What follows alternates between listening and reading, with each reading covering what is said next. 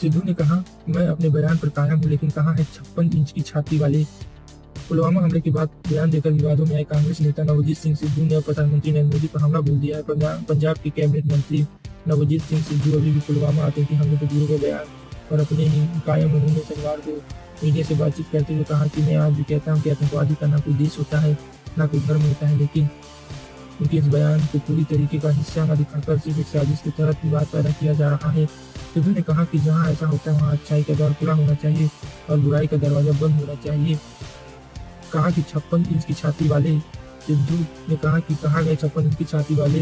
इन्होंने कहा था कि पूरे पाकिस्तान का नक्शा बदल देंगे, बातचीत बंद होनी चाहिए, लेकिन जो जवान मर गए उनकी शहादत में 44 जवानों की शहादत के बाद भी पाकिस्तान से बातचीत की नसीहत देने वाले बात पर सिद्धू पर बवाल मच गया था। सिद्धू ने सफाई दी। उन्होंने सिर्फ ये कहा था कि बातचीत होनी चाहिए मगर उसका पूरा हिसाब किताब होना चाहिए। अगर उनकी बात गलत थी तो शुक्रवार को करीब 60 मुल्कों के राजदूतों से भारत के विदेश सचिव विजय गोखले की मुलाकात क्या थी। उन्होंने कहा कि अंतर्राष्ट्रीय स्तर पर दबाव बनाकर आतंकी हमले को अंजाम देने वालों पर कार्रवाई करनी चाहिए। सिद्धू ने पहले क्या कहा था, सीआरपीएफ के काफिले पर आतंकी हमलों की निंदा की। इसके साथ उन्होंने यह भी कहा था कि चंद लोगों की वजह से पूरे राष्ट्र पाकिस्तान को जिम्मेदार नहीं ठहराया जा सकता। सिद्धू ने कहा कि इस हमले की निंदा सभी के द्वारा की जानी चाहिए।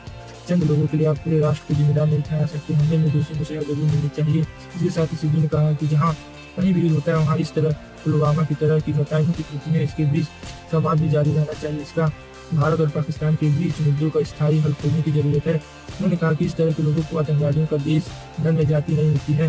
सांप के काटने की तरह सांप का जहर ही होता है।